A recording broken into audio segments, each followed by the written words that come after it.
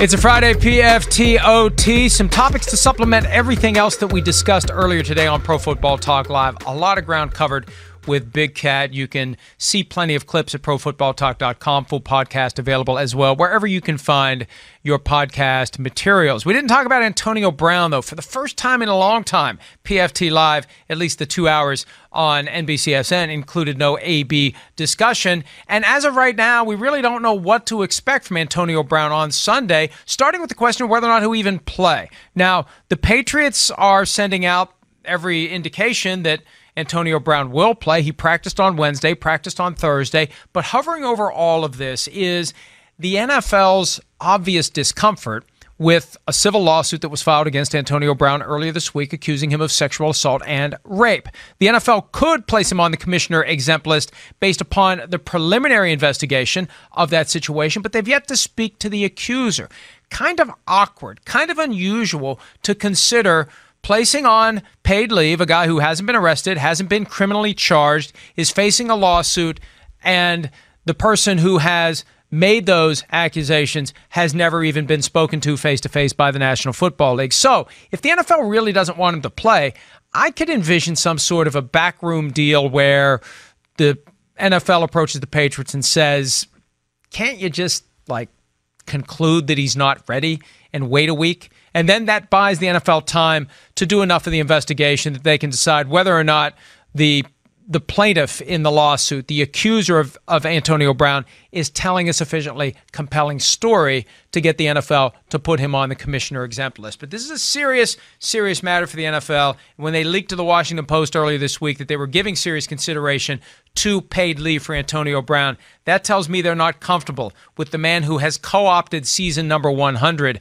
playing right away in the aftermath of this lawsuit, because the bottom line is this: if he plays, that's just more discussion of something that is not a good look for the NFL. And make no mistake about it, the entire personal conduct policy, the commissioner exempt list, the process for disciplining players, everything about it is driven by PR. And the NFL thinks it's a bad look if they have guys who have either committed certain types of misconduct or simply been accused of that misconduct running around on the field, being talked about, and having football fans aware of these situations. But you know what? With Antonio Brown, it's going to be talked about whether or not he plays on Sunday. But if he goes out and he has a big game, it probably will be an even greater focus of discussion.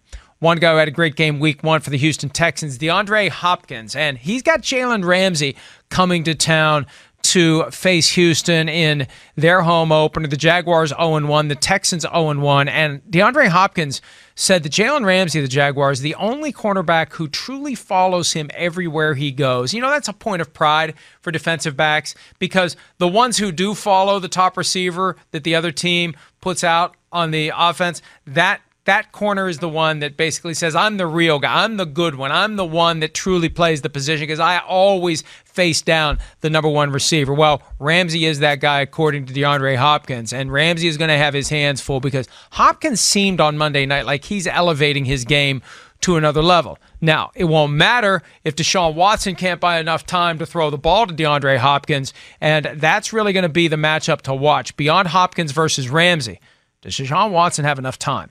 Is that front line going to hold up under the onslaught that is coming from the Jacksonville Jaguars? Because I think the front seven of the Jaguars better than the front seven of the New Orleans Saints, and we saw what the Saints did to the Texans on Monday night. One last topic before we wrap it up today. Philip Rivers recently told Ian Rappaport of the NFL that Rivers is at peace with the fact that he is entering and already in the final year of his contract. And look, it's rare to see a franchise quarterback in the last year of his contract. We thought Tom Brady was going to be, and then he got an extension, and then it turned out the extension really means he's in the last year of his contract. So, it's not all that unusual for older quarterbacks. Drew Brees went through it fairly recently. The season ends, and then you decide what you're going to do after that. And I think that's what the Chargers want to do.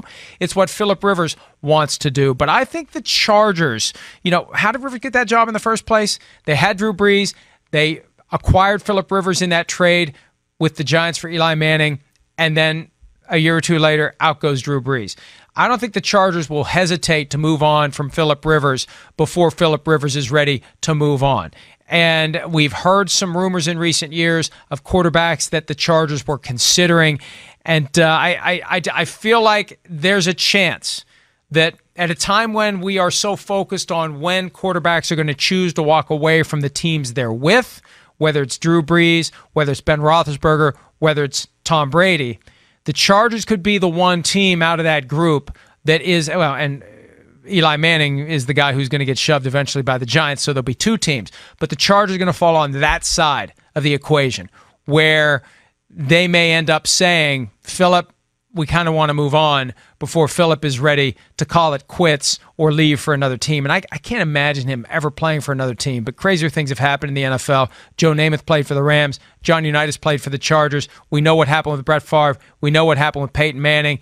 And I think, if anything, it's kind of unusual that as we've gotten all these older quarterbacks in the NFL now, we haven't had another situation like that where you've got a very recognizable face and name ending up in a new uniform. So maybe it will be Phillip Rivers. Maybe it will be Eli Manning. We'll see. But there's a great cluster of guys on the wrong side of 35, and it would be foolish to think that not a single one of them is going to end up finishing his career with another team. That's it for this week of PFT Live and PFT OT content. We will be posting stories all weekend long at ProFootballTalk.com leading up to Week 2. We'll be with you all day long on Sunday with story after story after story at ProFootballTalk.com, keeping track of all the games, Sunday Night Football, and then Monday morning back at it with PFT Live. Everybody have a great weekend. We'll talk to you soon.